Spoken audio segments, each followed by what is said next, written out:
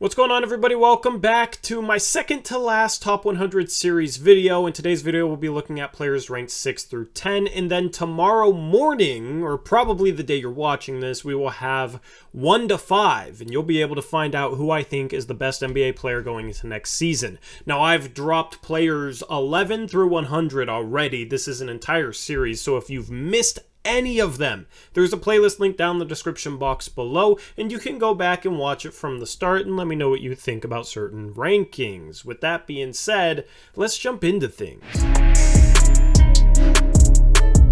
After leading the Boston Celtics to the NBA Finals, I can now consider Jayson Tatum a top 10 player in the NBA. Last season for the Celtics, he averaged 27 points, 8 rebounds, and 4.5 assists per game, while shooting 45% from the field, including 35% from 3 and 52% from 2. He also got to the line 6 times a game, shooting 85% from there. Tatum has a lot of strengths to his game. He's a gifted scorer with really good ball handling ability, and he's also a very capable pull-up and mid-range shooter who likes his step back, his side steps. He has a level of craft and shiftiness that is not normally seen out of a 6'8" forward. He's also developed pretty well as a passer, and his ability to make the right play more consistently instead of just force up shots is why the Boston Celtics improved into an NBA Finals team this past year. On the defensive end, Tatum is one of the better defenders in the league for a player of his offensive caliber, and he can take on the best opposing offensive player and do a solid job on them. He's not necessarily a lockdown guy, but considering all the energy he has to expend on the offensive end, that's pretty dang good. At still only 24 years of age, it'll be interesting to see how high of a ceiling Jayson Tatum can reach, as he has improved statistically in every season during his career. The only part that was subpar last year was his three-point percentage, which was a career-low 35%. He had shot above 37% in the 4 years prior. It will be interesting to see if that bounces back, but given the volume of threes in which he shoots and some of the difficulties of them, 35% is better than it seems. Regardless, Jayson Tatum is one of the brightest young stars for the next decade.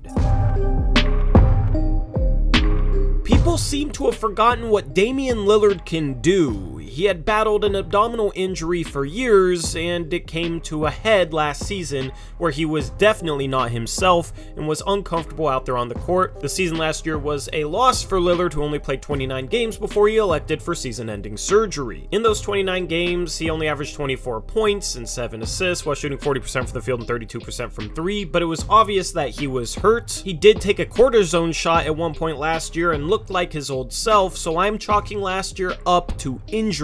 And before last season, Damian Lillard was absolutely a top 10 player. The season before, he averaged 29 points per game, 7.5 assists while shooting 45% from the field and 39% from 3. He also gets to the line a bunch and shoots a really good percentage from there, 89% for his career. And what makes Lillard a top 10 player is his ability to generate offense. He's one of the best deep 3-ball shooters in the league. He excels pulling up off of pick and rolls, and you could argue that he's the best pick and roll player in the game because you have to pick him up 30 feet away from the rim. Lillard excels at using that space in order to drive the lane and make plays for himself, attacking the rim, or make plays for others. Lillard shot over 10 threes a game in his last 2 healthy seasons, shooting around 40% from 3, and given the difficulty of these threes, he is definitely one of the top 5 shooters in the NBA. He does need to be better defensively, but it'll be interesting to see if him being finally healthy for the first time in years might help him out on that end. At 32 years of age, there could be some decline coming soon, but Lillard has been a guy who's always taken care of his body and had been relatively healthy before this season. I'm looking for a bounce back year next year from Dame.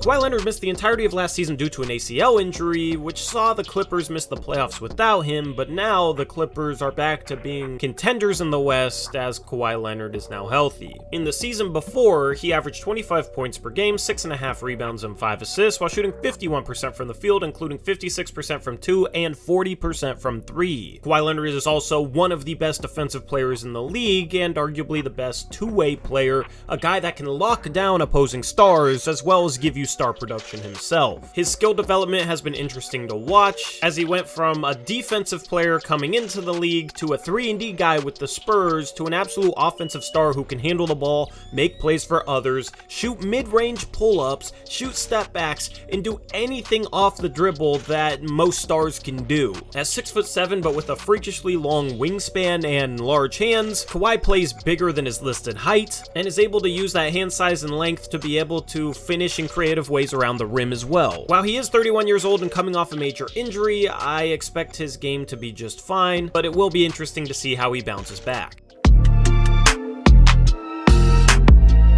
After 4 years in the NBA, Luka Doncic has blossomed into a superstar, and he led the Dallas Mavericks to the Western Conference Finals last season. In 35 minutes per game, he averaged 28 points, 9 rebounds, and almost 9 assists while shooting 46% from the field, including 53% from 2 and 35% from 3. He also gets to the free throw line a little over 7 times a game, but shoots a surprisingly low 74% from there. But that aside, Doncic is one of the most skilled players in the NBA. He's a subpar athlete that doesn't have great burst, yet he still can get wherever he wants on the court, and he's probably the craftiest player in the league. He uses his body really well to create space, he changes pace well, even though that pace is never really fast, and his ability to hit step back jumpers and fadeaways makes him almost unguardable. You can't block his jumper in those situations, and he can get to it whenever he wants. You sell out on that jumper, and he is quick enough to get by you. Doncic has the perfect offensive game for an offensive leader, a guy that can score for himself and somebody that's extremely hard to stop, and then he's also one of the most gifted passers in the league, and he does this all at 6'7", meaning he can play 3 positions as your point guard, shooting guard, or small forward. You can mix and match some creative lineup options next to him, and things fit just fine. Where his lack of athleticism bites him is on the defensive end, where he's never been a good defender, and I don't think he'll ever be one. But at only 23 years of age, he still seemingly has some improvement left ahead of him, and there's a chance that he becomes the best player in the NBA at some point in his career. Joel Embiid arguably should have won MVP last season, as he had the best year of his career for the Philadelphia 76ers. In 68 games, he averaged 30.6 points per game, which led the NBA, on top of 12 rebounds and 4 assists, while shooting 50% from the field, which included 53% from 2 and 37% from 3. He also got to the free throw line 12 times per game and shot 81% from there, and Embiid is a matchup nightmare for any opposing center. What's more impressive about these stats is they came in less than 34 minutes per game. Per 36, he actually averaged almost 33 points per game. Embiid has a combination of size and skill that is extremely impressive. He's a true 7-footer, 280 pounds, very, very strong, but also can handle the ball like a guard. He's a good mid-range pull-up shooter and can stretch his game out to 3. As we get to the top of this list, a lot of these guys have no weaknesses on the offensive end and can do it all. In an NBA that is becoming more positionalist, where big men are becoming more skilled, Joel Embiid is the perfect example of that, as somebody that can both score in the post on anyone as well as stretch his game out, do things off the dribble, and shoot the ball. On the defensive end, he's also one of the best defenders in the league, making him a true two-way threat.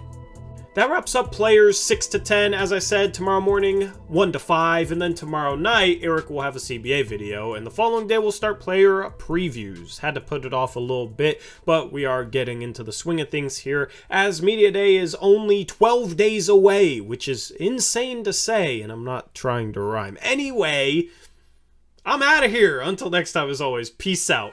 Go Blazers.